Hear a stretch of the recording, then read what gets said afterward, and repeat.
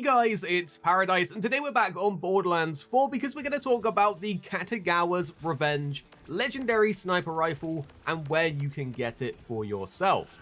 First off, this is a very cool sniper rifle. It's actually a Malawan one, coming in both incendiary and shock, so you can switch between those two elemental damage types. It actually comes with the Storm Cloud unique legendary effect, which it doesn't say exactly what it does, so I think the best way to do that is to actually show you. So if you take a look at this dummy, and this can be crazy depending on your build, it can be crazy good. You basically can just hold down to shoot, as it's basically semi-automatic but full auto. You don't have to keep clicking.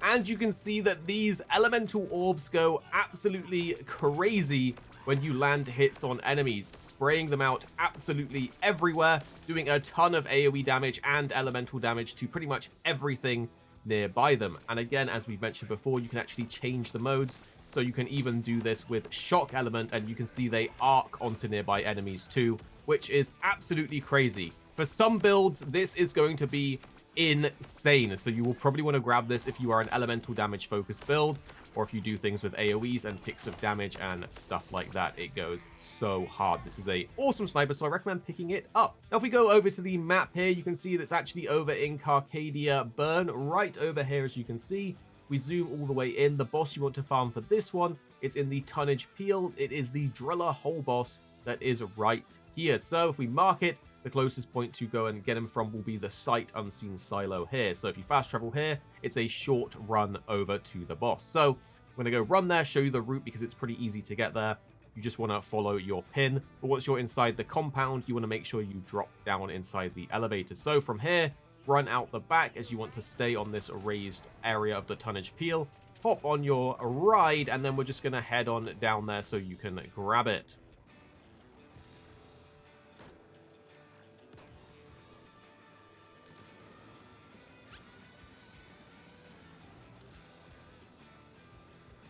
So here's the entrance of the compound. As you can see, you will actually be coming here for part of the story, so this should look somewhat familiar, but just ride your way up through all of these wreckages and into the main door just up here, and there will be a big drop down. If the elevator's already up here, then take the elevator down.